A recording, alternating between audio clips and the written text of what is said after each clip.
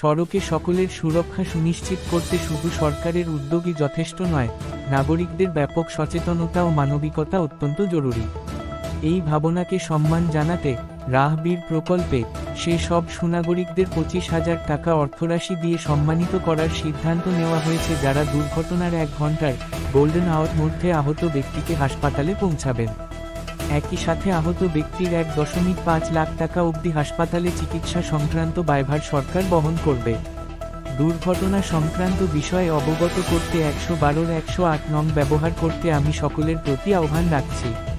To ensure safety for everyone on the road, government initiatives alone are not enough.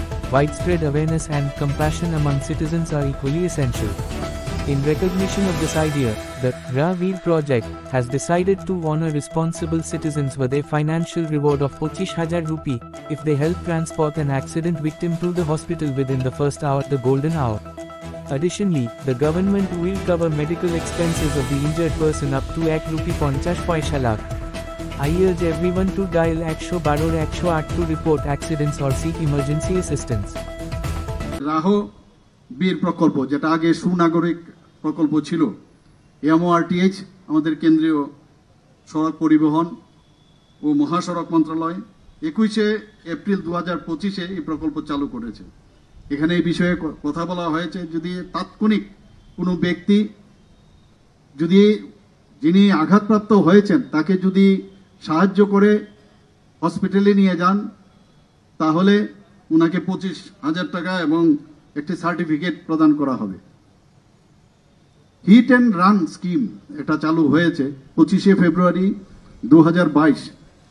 সেখানে মৃত ব্যক্তিকে 2 লাখ টাকা অবধি দেওয়া যাবে এবং যারা গুরুতর আহত হবে তাকে 50,000 দেওয়ার ব্যবস্থা করা হয়েছে। এবং এখানে 5 মে 2025 যে কোনো 7 দিনের জন্য যে একটু আগে আমাদের মাননীয় মন্ত্রী বাহাদুর বলেছেন যে যদি দেখা যায় যে আমাদের ত্রিপুরা সরকার থেকে এটা চালু করেছেন, যদি দেখা যায় কোনো অ্যাক্সিডেন্ট হয়েছে কোনো ব্যক্তিকে ওখানে চিকিৎসার যে কোনো আমাদের যে অনুমোদিত যে হাসপাতাল, সেখানে ট্রিটমেন্ট হলে 1,50,000 টাকা সেখানে তার চিকিৎসার ব্যবস্থা সেখানে করা হয়েছে।